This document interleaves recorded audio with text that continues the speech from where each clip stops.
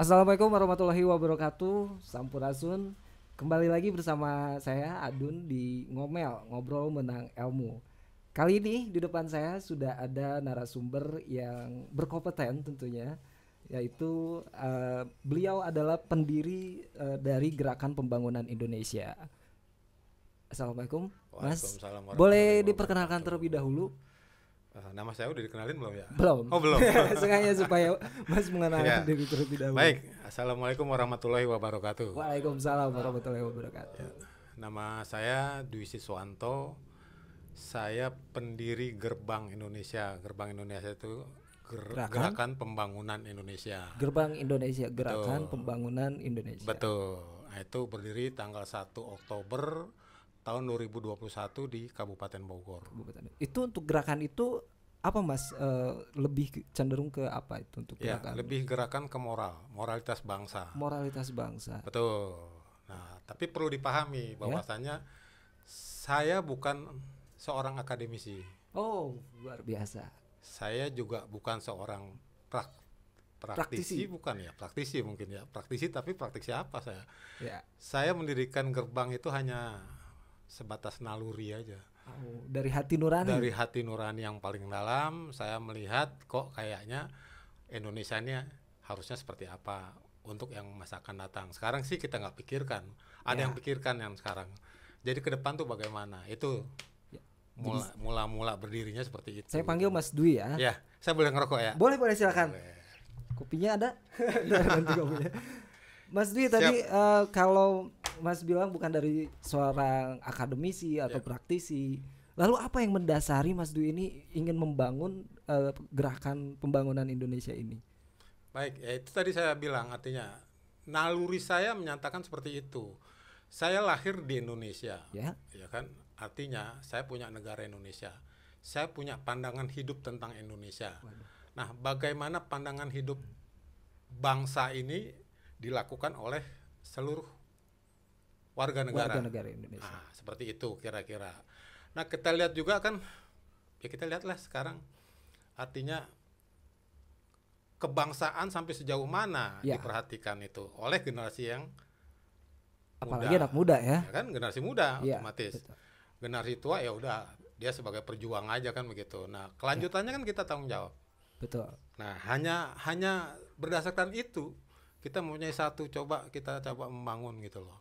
Terus yang unik lagi, Gerbang Indonesia ini bukan organisasi kelembagaan. Bukan seperti organisasi masyarakat? Organisasi masyarakat, tetapi bukan kelembagaan. Bukan kelembagaan. Ya, jadi tidak ada kelembagaan tertentunya. Jadi merupakan satu pergerakan individual. Ya tadi ya, dengan hati nurani. Betul. Masing-masing jadi anggotanya. Kita menularkan, tapi kita punya anggaran dasar, anggaran rumah tangga. Nah, terus dasarnya apa secara legal, secara legalitas? Dasarnya adalah KTP. KTP Indonesia. Iya, diakui nggak KTP Indonesia sebagai warga negara? Harus diakui itu. Iya. Itu kan kaitannya dengan Undang-Undang Dasar 45. Ya, ada kan di sana? Ada. Ya udah itu aja sebenarnya. Jadi dari hati nurani itu betul, kita mengajak pergerakan secara individu. Jadi pergerakannya tidak ada. Kok Gerbang Indonesia nggak ada kegiatannya? Kegiatannya adalah individual. Nah, itu. Individual. Nah, begitu katakanlah tidak ada Gerbang Indonesia. Kalau memang secara individual mereka bagus mengenai kebangsaannya, ya kenapa harus ada Gerbang Indonesia? Justru menurut saya ketidaksesuaian itu yang menjadi keinginan saya untuk melakukan sesuatu untuk bangsa ini. Gitu kurang lebih. Salah satu yang dilakukan individual kecilnya apa? Kecilnya moralitas. Moralitas. Ya. Kalau kita bicara moral apa sih sebenarnya? Moral itu dalam bahasa Latinnya itu mors. Artinya kalau di bahasa Yunani ethos. Bahasa Indonesianya adalah kelakuan. Akhlak, betul. Nah, itu jadi, moralitas. Artinya akhlak. Bangsa negara ini ya. Betul. Ya pertama Indonesia. Individual dulu. Terlebih dahulu. Begitu kita bicara masalah bangsa, ada aturan main di sana. Nah, apa sih bangsa? bangsa itu kan kelompok manusia Ya. lebih dari satu yang punya tujuan sama, yang mempunyai sejarah yang sama, mempunyai budaya yang sama, kan begitu. Nah, itu ada aturan-aturannya, ada norma-normanya, ada nilai-nilai keluhurannya dari bangsa itu sendiri menjadi sebagai jati diri bangsa. Itu harus dinyatakan dalam keseharian jati diri kita. Pandangan Mas sendiri dari ya bangsa Indonesia ini mengenai moral bangsa Indonesia ini seperti apa, Mas? Jauh Sudut pandang merosot saat ini. menurut saya, Ya. tapi bisa juga salah. Ya, Mungkin saya kenapa, Pak? memandangnya dari segi yang saya lihat saja, yang Betul. saya nggak lihat nggak tahu. Betul. Nah, apalagi ketika saya mendalami narasi-narasi yang ada, Ya. kan begitu. Berbalik arah kepada kenyataan yang ada. Satu contoh saja, Contohnya? dasar negara kita, katakanlah Pancasila, Pancasila. fundamen yang paling dasar, ya kan? Nah, apakah kita sudah menjalankan Pancasila sebagai way of life, pandangan bangsa kita? Nah, kita bisa banyak kita temukan seorang akademisi atau seorang sarjana atau bahkan seorang dosen. Ya. Ada pernah di televisi ditanya sila yang kesekian nggak tahu kan begitu? Ada kan? Pernah kan? Nah, itu. Bagaimana tuh anak cucu kita? Dari situ saja udah kelihatan moralnya ya, akhlaknya untuk kira-kira Indonesia itu begitu. seperti apa gitu ya. Kira-kira gitu. Padahal itu adalah pandangan bangsa kita. Nah, itu yang harus kita perhatikan gitu loh. Itu kurang lebihnya. Artinya memang ini sangat penting untuk moral bangsa Indonesia agar Indonesia pun lebih baik dari saat ini, saat-saat sebelumnya. Atau apa sih yang menjadi gerakan pembangunan Indonesia ini yang ingin dicapai dari Mas Dwi sendiri tentang pandangan moralitas bangsa negara ini? Bagaimana bangsa ini menjadi lebih baik ke depan? Ya. Yang terutama adalah kita bisa berbudaya yang menunjukkan jati diri, dan kemudian kita juga punya akhlak, punya martabat di mata dunia. Nah, itu seperti itu. Nah, tentunya tumbuh dari personil individual terlebih dahulu. Kita coba pimpinan kita, presiden kita dari masyarakat bukan? Dari masyarakat. Dari masyarakat. Kalau masyarakatnya jelek, apa kira-kira hasil daripada pimpinan yang kita pilih? Ya kurang baik juga. Kurang baik juga. Nah, jadi dari pergerakan individual kita lakukan satu perbaikan. Kalau diri kita baik, lingkungan kita tertular baik. Komunitas kita tertular baik. Masyarakat kita tertular baik. Bangsa kita tertular baik. Artinya negara kita akan baik. Tapi kalau dari individualnya tidak bisa melakukan sesuatu yang baik, ya sulit nanti kita harap. Kita mengharapkan juga. Apa kan begitu. Kira-kira gitu kira-kira. Dari Gerbang sendiri apakah ada perkumpulannya di satu tempat atau bagaimana? Memang hanya individual saja kesadaran masing-masing? Perkumpulannya itu ada, ya? Tapi tiada. Ada dan tiada, antara ada dan tiada. Ada itu ya kita ada pergerakan, kita ada komunikasi, kita ada koordinasi. Tetapi yang dalam bentuk, dalam tanda kutip kelembagaan itu tidak ada. Jadi itu memang murni pergerakan individual, gitu. Yang sudah terlihat saat ini, Mas, apakah ada mungkin yang bisa dilihat banyak orang dari gerakan tersebut? Contohnya? Ya, satu contohnya. Salah satu contoh adalah saya tidak menyebutkan tempatnya ya. Daerah tertentu di Jawa Barat, di Bogor, itu terjadi satu kepengurusan yang tidak pada tempatnya. Kira-kira begini, di sekolahan tersebut anak didik tidak bisa menerima rapot dikarenakan biaya. Ini sekolah dasar, sekolah menengah atau negeri atau gimana? Yang saya hadapi sendiri adalah sekolah dasar. Swasta? Negeri. Tidak bisa mengambil rapot. Iya. Nah, kenapa tidak bisa? Dia harus bayar sekian, kan gitu. Padahal di dalam pasal 31 Undang-Undang Dasar 1945 itu tentang pendidikan, itu biaya ditanggung oleh pemerintah. Setahu saya kalau negeri pun seperti itu ya, Mas. Itu makanya. Jadi kita melakukan pendampingan akhirnya. Nah, itu dipungut biaya. Waktu itu kita lakukan pendampingan. Sekarang begini. Kalau umpamanya bayar, silahkan bayar, tetapi ada kwitansi. Ya. Ini tidak diberi kwitansinya. Saya bilang nggak usah bayar. Masa kita terima laporan atau rapot atau apa kan gitu, harus bayar kan begitu? Itu kan hak dia. Lalu uangnya kemana, Mas? Ya kita nggak tahu. Itu kira-kira moralnya seperti apa? Kalau gurunya seperti itu, kira-kira bisa nggak menghasilkan murid yang baik? Iya bisa, karena guru itu digugu dan ditiru, Ya makanya bisa berarti kan gitu. anak muridnya nanti Akhirnya anak kan muridnya seperti itu, kan begitu. Iya. Nah, kira-kira begitu, kira-kira kita lakukan pendampingan itu. Kemudian kasus tanah. Wah, ini ternyata banyak juga kasus yang ditangani ya oleh gerbang ini, cuma memang belum terlihat, namun ada yang seperti Mas bilang tadi, ada antara ada dan tiada, tapi nyata itu. Yang selanjutnya kasus tanah. Nah, iya itu dia kasus tanah, katakanlah tanah itu udah jelas ya, katakanlah saya langsung pada pokoknya ya, poinnya Ya. katakanlah. Orang yang menguasai 20 tahun atau lebih di atas tanah tersebut itu berhak mengajukan sertifikasi. Betul? Undang-undangnya seperti itu. Betul. Ya. Ya. Nah, ternyata ini tidak bisa. Nah, kenapa tidak bisa? Karena Tanda kutip. Mereka bermain di sana, mafia tanah banyak. Kita sudah sampai pengadilan, pengadilan menang. Tetapi karena kekuasaan tertentu, putusan pengadilan dikalahkan.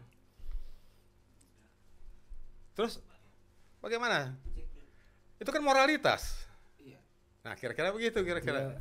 Dan itu sendiri saya yang melakukan sesuatu proses.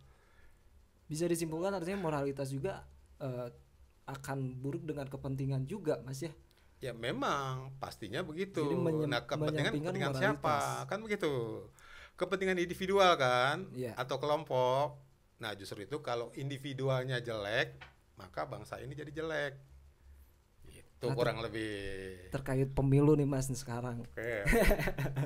Tentunya ada harapan dong pemimpinnya berganti atau apapun lah ya, saya tidak bilang politiknya, tapi yang jelas ada pergantian pemimpin. Apakah moralitas ini pun masih bisa terjaga dengan baik? Harapan kita begitu. Harapan kita menjadi negara yang lebih baik, menjadi masyarakat yang lebih baik dari sebelumnya. Harapannya. Ya. Tapi sekali lagi, moralitas bangsa kita seperti apa sebenarnya? Bisa nggak kita menggantungkan harapan kita di sana? Berapa tahun kita merdeka coba? 78 tahun. 78 kan? tahun. Apa hasilnya? Ada. Tetapi hasilnya harusnya dinikmati oleh semua masyarakat seutuhnya, ya kan? Tanpa ada standarisasi minimalnya. Masyarakat seutuhnya itu siapa? Kita lihat banyak kan orang-orang yang di bawah standar kehidupan. Ya kan? Nah, itu standar kehidupan kita apa? Kebutuhan kita sandang, pangan, papan. Kita lihat di jalan-jalan apa yang terjadi.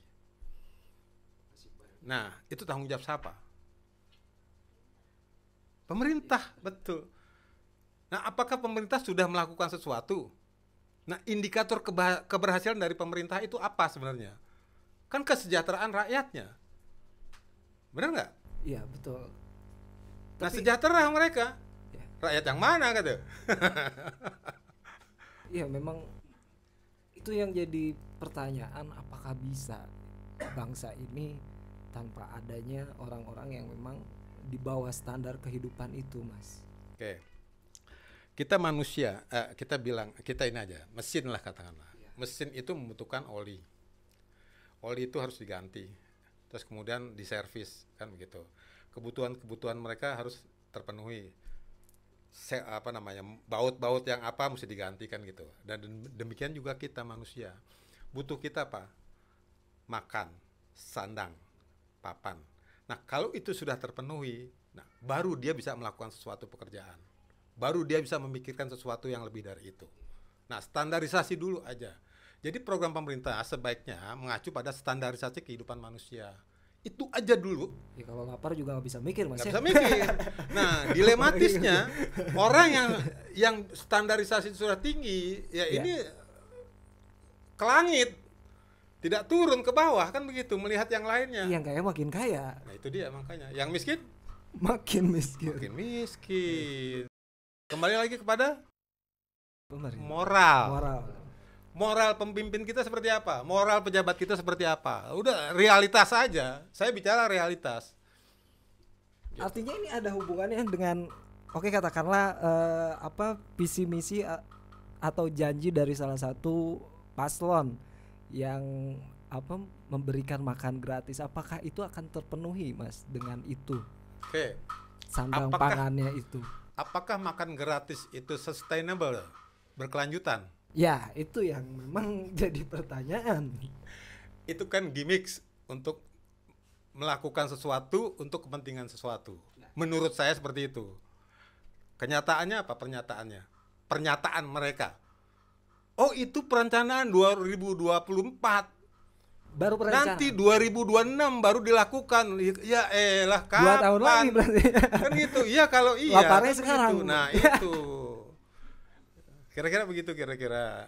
Ya, jadi memang ini balik lagi artinya memang dengan kepala negaranya memang harus bermoral artinya supaya ya kita pun ikut sejahtera gitu yang di bawah. Itu yang memang masih menjadi gimana ini caranya gitu.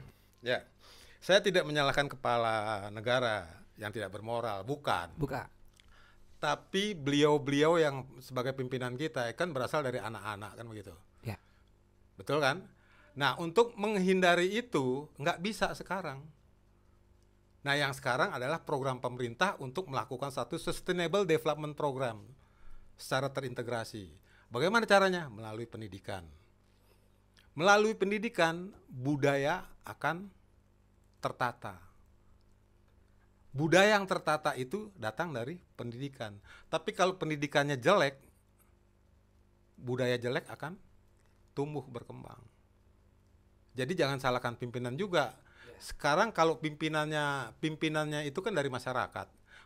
Masyarakat yang memilih bodoh, bagaimana caranya dapat pimpinan yang bagus? Betul. Nah, sekarang secara individual dari kita masyarakat, di anggota masyarakat, coba kita lakukan sesuatu dari diri kita sendiri dulu. Nggak usah dari orang lain. Ketika diri kita baik, lingkungan kita akan baik. Dan seterusnya masyarakat baik, pemerintahan baik, bangsa baik, negara akan baik, akan bermartabat, akan berbudaya. Budaya kita bagaimana tentang martabat bangsa? Artinya yang dasar tadi saya tangkap adalah dari pendidikan terlebih dahulu itu, Mas. Betul. Jadi begini, orang yang berbudaya itu adalah orang yang berpendidikan. Orang yang tidak berpendidikan pasti hilang budayanya, pasti. Ya. Nah, makanya kita bangun dari sistem pendidikannya seperti apa. Ketika dari kanak-kanak dia melakukan sesuatu, harusnya ditekankan kebudayaannya masing-masing daerah di sana. Kalau sudah gede, sudah bisa berpikir, mereka akan hilang itu. Ngapain gue begini? Ibaratnya begitu. Ya, artinya kalau tadi kembali lagi ke kasus Mas yang menangani siswa SD, dasarnya kita harus berpendidikan terlebih dahulu. Tapi dari pendidikannya yang seperti itu bagaimana, Mas, untuk solusinya? Memang tidak semua sekolah seperti itu, tapi artinya dari sistem berpendidikan aja kita dipersulit gitu untuk mengambil rapotnya atau nanti mau ujiannya itu harus mengeluarkan uang yang padahal uang itu sudah ada gitu, sudah di pemerintahnya sudah disediakan gitu. Ya, kembali lagi kepada masalah kebijakan. Nah, kalau yang buat kebijakan itu eranya era kita yang penuh liku-liku, yang penuh dinamisasi, ya terkontaminasi terhadap akal pikiran kita. Yang penting adalah keinginan kita tercapai, kan begitu. Nah, untuk kita ubah sekarang nggak bakal bisa. Nah, jadi kita sistem kita coba dari ulang sistem pendidikan kita. Yang pertama, dari umur sekian sampai umur sekian itu adalah fundamen yang paling mendasar. Katakanlah SD. Kenapa dinamakan SD? Sekolah dasar. Karena mereka sebagai dasar sebagai fundamen berdirinya suatu bangsa, berdirinya suatu negara. Kan begitu. Nah, sekolah lanjutan, tinggal mereka coba kita lakukan sesuatu terhadap pola pikir. Nah, SD itu udah artinya budaya harus di sana. Bukan kemudian di yang sudah terkontaminasi. Dia sekarang melakukan sesuatu pendidikan terhadap orang yang produktif lah, katakanlah gitu. Pikiran mereka apa? Dengan budaya itu kita harus cari uang, kan begitu. Ya. Nah, sekarang orang tua kita aja bilang, kamu coba belajar yang baik biar besok dapat angka nilai bagus supaya kerjaan mudah. Parameternya angka. Ya kan? Parameternya adalah kerjaan mudah. Ya. Ya kan? Begitu.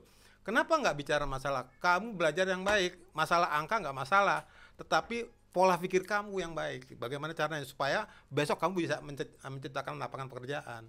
Kenapa nggak kayak gitu? Menurut Mas sendiri 12 tahun belajar itu bagaimana, efektifkah? Efektif kalau memang sistem pendidikannya mengarah kepada budaya bangsa. Itu memang fundament yang paling dasar. Gitu. Bagi saya nggak tahu artinya kok Menteri Pendidikan kita ya nggak tahu sampai sekarang nyatanya menghasilkan orang begitu pinter, dia lepas dari negara kita, bikin ya kerja di luar lebih enak, kan begitu. Kenapa nggak membuka lapangan pekerjaan? Ya kenapa tidak di Indonesia gitu ya? Ya kenapa, tanyain mereka. Nah, kembali lagi kepada sistem pendidikan yang mengaturnya. Mereka dibentuk seperti itu. Dibentuk secara kapitalis menurut saya, gitu loh. Jadi akhirnya orientasi mereka adalah kapitalis. Karena ada beberapa juga mungkin bisa disebut pembuat animasi, contoh misalkan mereka di Indonesia tidak terpakai, lari ke luar negeri, betul, dipakai, lalu dibeli lagi sama orang Indonesia. Maksudnya kenapa nggak di Indonesia aja yang memang disediakan, difasilitaskan? Kenapa harus keluar dulu gitu? Karena mereka keluar dengan tujuan, dengan orientasi adalah dia bisa hidup layak. Ya. Begitu hidup layak, dia mau nggak kembali lagi? Ya, Indonesia beli, iya, tetapi otaknya dia dipakai, dibayar oleh kaum kapitalis, kan begitu? Lalu apakah mungkin di Indonesia saya rasa kurang dihargai gitu kalau di Indonesia, makanya keluar dulu agar di Indonesia bisa dihargai, apa seperti itu, Mas? Itulah martabat bangsa yang dipertaruhkan. Jadi kita tidak punya martabat, kita hanya berorientasi pada hasil. Ya kan? Proses tidak begitu penting. Yang penting hasilnya, kamu bisa pintar, kamu bisa cari uang, kamu bisa berdiri. Sebenarnya apa sih tujuan pendidikan? Saya tanya balik nih. Sebenarnya apa tujuan pendidikan? Agar negara ini, masyarakat ini ya tidak bisa dibodohi. Pintar. Ya. Buat saya salah. Bener. Tujuan pendidikan adalah memerdekakan manusia. Apa yang disebut merdeka, kan begitu. Merdeka adalah selamat, kan begitu. Secara raga, bahagia secara batin. Itu merdeka. Ya. Tertib untuk melakukan sesuatu,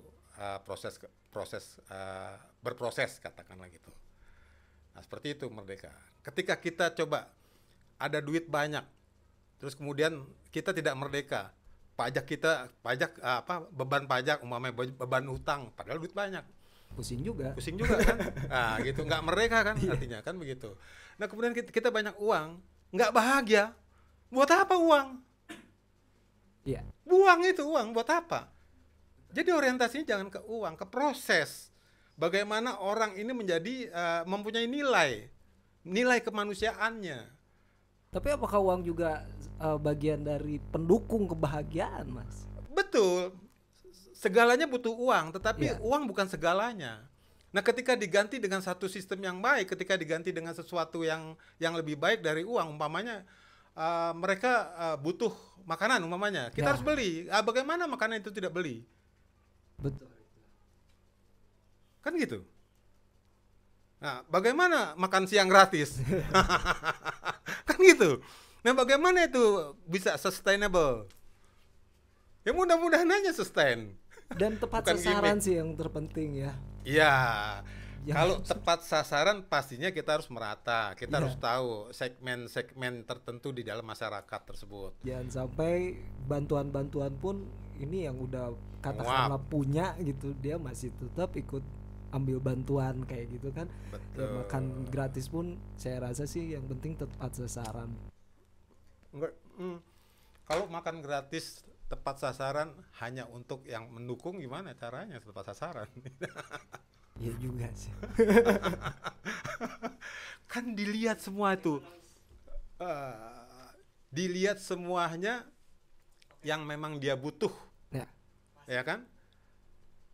Tapi yang punya barang nih butuh tapi nggak pemikirannya belum sampai ke sana, janganlah. Yang penting yang ini aja yang kita bisa pengaruhi, kan begitu.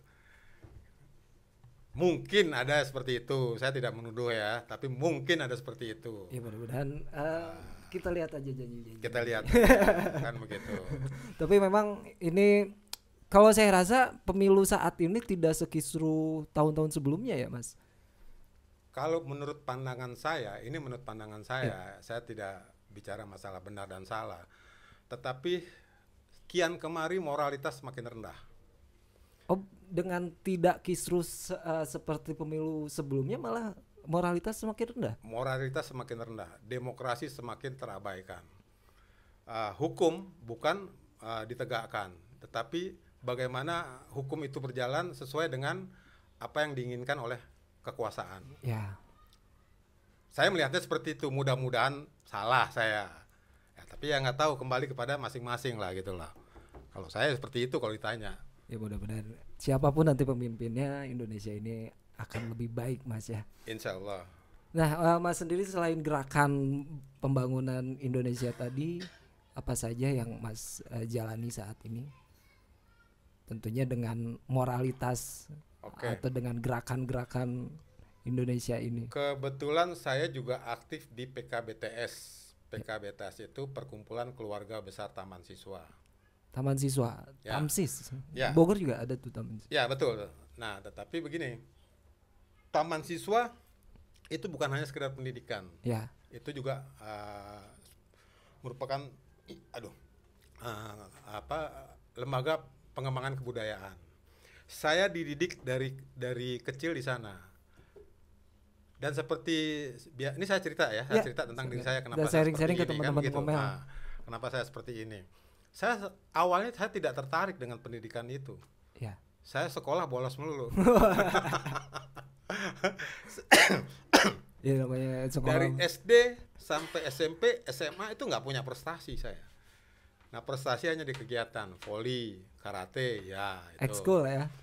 Ya ekstra kurikuler ya, nah, seperti itu. Nah kemudian saya bekerja. Nah tanpa disadari saya bekerja membawa ajaran-ajaran yang saya dapat, tetapi itu saya tidak tahu kalau itu adalah ajaran yang saya dapat, sebenarnya seperti itu. Iya. Nah, begitu tahun 2018 akhir, 2019 awal, kok dilalah ya, saya masuk ke PKBTS diajak. Nah, di situ saya tahu Ki Hajar Dewantara. Nah, konsep-konsepnya itu akhirnya saya berpikir, loh. Yuk, makasih. Saya berpikir apa yang saya lakukan ini adalah konsep Ki Hajar, kan begitu. Nah ternyata teman-teman di lingkungan PKBTS itu sering bicara seperti itu. Oh kalau nggak salah ya saya seperti itu kalau nggak salah. Mudah-mudahan ya seperti itu, kan begitu. Nah akhirnya apa? Saya coba melakukan sesuatu perbandingan pada diri saya terhadap orang lain, gitu loh. Saya juga pernah memimpin perusahaan. Saya pernah bekerja. Ya. Terus memimpin perusahaan beberapa perusahaan lah. Terus saya juga pernah mempunyai anggota atau mempunyai SDM sebanyak 3.000-an. Wah, 3.000. Ya. Tapi nggak tahu, semuanya lenyap hingga saya seperti ini. Nah kemudian bahagia nggak? insya Allah artinya alhamdulillah saya bahagia sampai saat ini. Nah orang lain melihat saya atau bekas teman saya, mitra kerja saya nih di sini ada tuh. Oh ya. Nah, dia bilang, lu tuh seharusnya bisa begini, bisa begitu, lu punya banyak orang, punya banyak skill, kemampuan dan bisa menghasilkan sesuatu, kok hidup lu begini aja. Gue juga nggak tahu gitu loh. Gue juga sebenarnya nggak mau seperti ini. Cuman inilah roda yang ada di saya. Jadi masing-masing kita berjalan memang berbeda. Ya, kalau kita diukur dari materi, ya, katakanlah mungkin orang melihat di sana. Saya pernah, ya itu dia. Kalau punya perusahaan ya gimana sih? Ya. Mungkin orientasinya kan gitu, tidak ke materi atau ke uang gitu ya. Ya, sebelum itu juga saya pernah kerja dari staf paling bawah, nggak lama malah bikin kebijakan. Meningkat karir ya, di mana aja di bidang security, di bidang properti, di bidang IO, yang paling lama di IO ya Gus ya. Tuh. Di IO. Nah, IO saya punya anak buah. Tapi enak, anak buahnya nyantai semua sama saya. Saya anggap teman masalahnya. IO apa, Mas? MAES. Jadi membuat event-event seperti workshop, seminar, atau sejenisnya lah katakanlah, lokakarya sejenisnya kan gitu. Nah itu kerjasama kita setiap instansi pemerintah apa yang belum coba. Wah, keren banget. Dari tenaga kerja, ekonomi, pariwisata, lingkungan hidup, lingkungan hidup, Bapedal. Nah itu semua udah sampai dengan polisi tadi kita bicara, security. Kepolisian, sistem security system.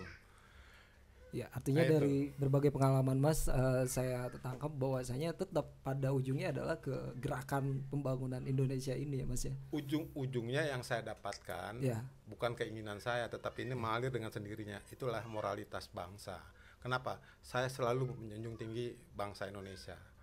Ini perlu dicontoh ini untuk masyarakat warga Indonesia ini, Mas Dwi ini memang mementingkan Indonesia atau memang mementingkan moral Indonesia ini supaya tidak kemana-mana Mas ya, tidak berantakan. Jadi dengan moralitas bangsa kita punya martabat di mata dunia, ya kan begitu. Nah kalau martabat di mata dunia sudah melihat bahwasannya orang-orang kita adalah orang-orang bermartabat, harum kan nama kita dan Indonesia menjadi jaya, kan begitu. Dari perjalanan Mas tadi dengan berbagai pengalamannya, akhirnya keinginan besar Mas Dwi itu salah satunya ya untuk Indonesia ini apa Mas? Oke. Bukan salah satunya, tetapi mungkin satu-satunya ya. Satu-satunya saya harus berproses terus melakukan sesuatu kebaikan terhadap bangsa dan negara ini.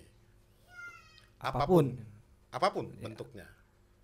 Jadi saya menginginkan ketika generasi saya sudah tidak ada, nah generasi selanjutnya itu terwadahi dengan adanya pergerakan kita.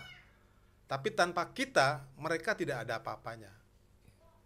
Gitu. Memang untuk moral ini memang harus benar-benar didasari Mas ya, harus menjadi dasar gitu. Karena memang sepengalaman saya gitu Mas. Artinya saya sekolah bandel gitu katakanlah. Tapi kalau udah di lingkungan sekolah ketemu guru itu pasti takut gitu. Tapi kalau sekarang malah dilawan itu guru itu malah jadi berantem. Saya cerita nih ya. Saya cerita tentang guru saya. Saya dihajar sama guru saya nggak masalah. Artinya saya bandel. Tetapi ketika saat itu saya hormat sama beliau sampai saat ini. Namanya Pak Said Rekso Hadiprojo. Itu ketika dia bilang, Dwi, sini gitu. Rambut kamu potong ya dikit. Ya Pak. Ya udah, namanya bandel kan, cuek aja. Kan begitu. Nah, ketika beberapa hari lewat lagi ke situ, saya lihat palanya udah botak nih. Almarhum. Udah botak. Begitu saya masuk mau ke sana, enggak berani saya. Kepala botak, kepala saya masih gondrong. Saya lewat sini saat muter. Besokannya ketemu, enggak sengaja. Dwi, gitu loh, dipanggil. Sini, Kamu lihat pala bapak, lihat Pak, besokannya saya potong.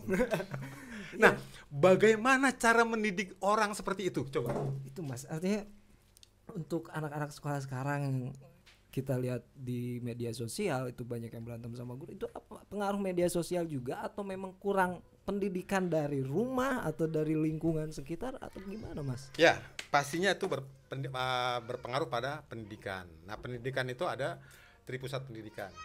Yang pertama adalah di rumah. Di rumah. Yang kedua adalah di sekolah. Di sekolah. Yang ketiga adalah di masyarakat. Ini intinya dulu artinya di rumah Mas. Iya. Intinya iya. Ya.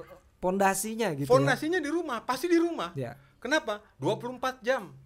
Ya. Ketemu dengan keluarga. Kalau di sekolah cuma beberapa jam. Cuman beberapa jam.14 atau berapa jam sekarang ya katakanlah. Iya. Nah, itu bukan solusi. Otak kita terbatas. Gitu loh, bukan solusi. Nah, sehingga apa? Ya, yang kuat otaknya menerima kuat, dia akan lebih baik daripada yang lemah. Kan begitu. Ini yang lemah yang Iya. kuat. Nah, itu dia. Nah, artinya ya kembali lagi yang paling mendasar adalah di rumah. Yang lebih mendasar lagi pranatal. Apa itu pranatal? Apa itu pranatal? Sebelum lahir. Oh, sebelum kelahiran. Artinya di mana? Di dalam kandungan. Di cabang bayi. Ya. Sebagai cabang bayi, embrio. Nah, mereka itu sudah dididik. Bagaimana cara didiknya?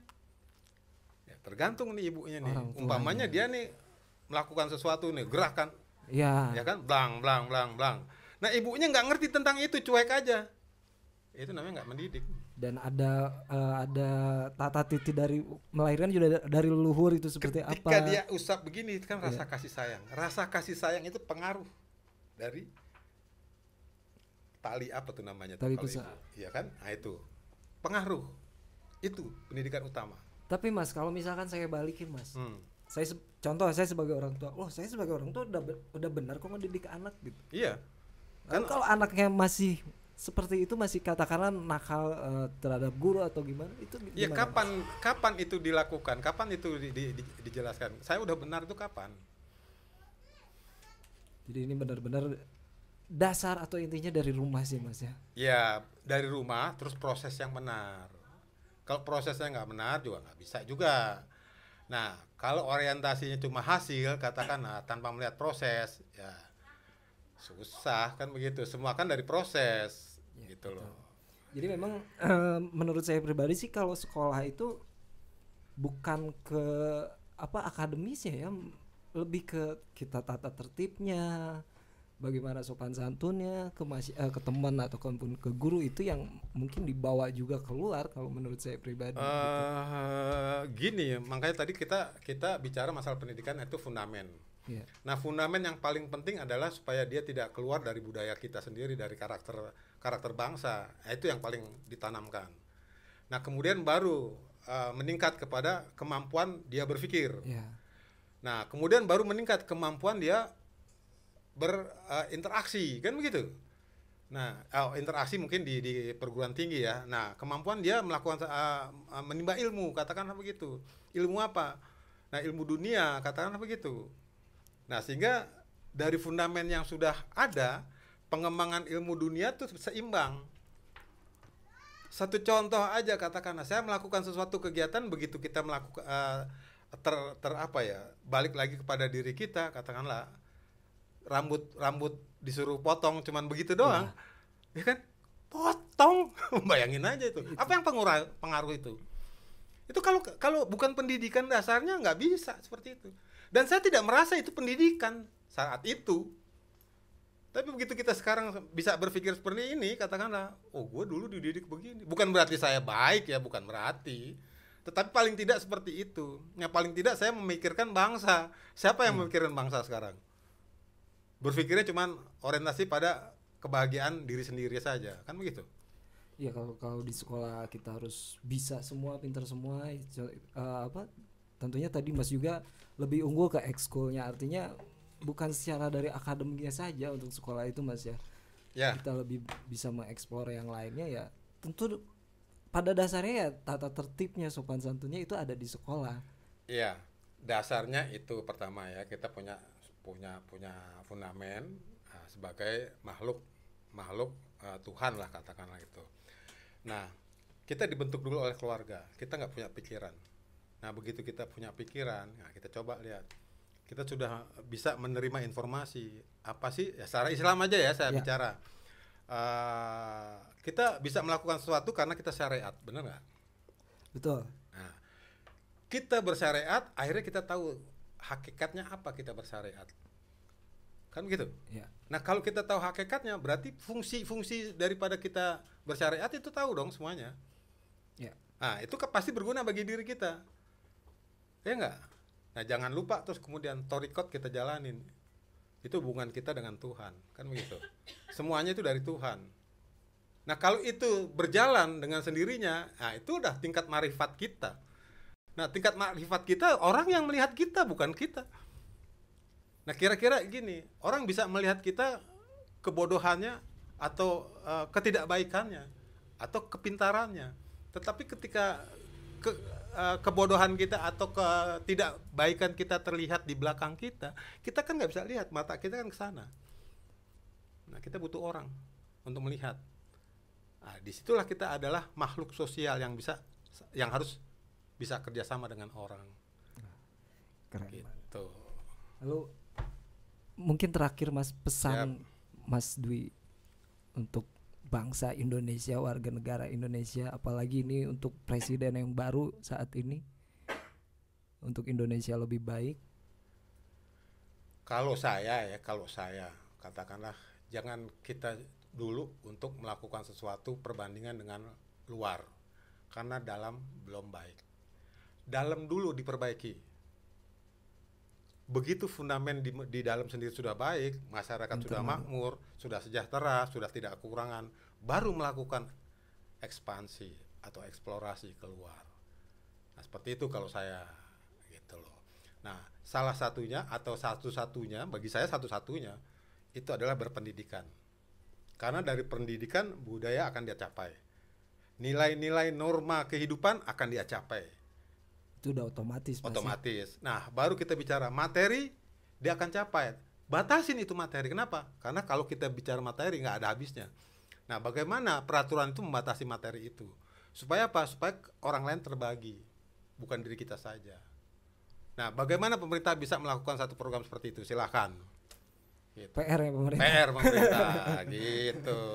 Wah, ini seru banget teman-teman ngopel, pembicaraan kita hari ini dengan Mas Dwi. Mudah-mudahan apa yang Mas Dwi sampaikan setidaknya bisa dapat ilmu dari obrolan hari ini. Terima kasih Mas Dwi atas waktunya. Dan teman-teman nanti kita ketemu lagi di segmen selanjutnya, di episode selanjutnya. Ada pesan terlebih dulu? Oke, terima kasih sudah mengundang sama-sama saya ke sini. Padahal saya juga bukan apa-apa. Saya orang biasa. Kita bertukar pikiran. Pengembangan saya bukan dari akademisi, tetapi dari praktek keseharian. Rasanya ini seperti lebih dari akademisi Mas Dwi obrolannya. Alhamdulillah. Terima kasih banyak Mas Dwi. Terima kasih sama-sama. Itu saja teman-teman Komel. Saya pamit undur. Wabillahi taufiq walhidayah. Wassalamualaikum warahmatullahi wabarakatuh. Waalaikumsalam warahmatullahi wabarakatuh.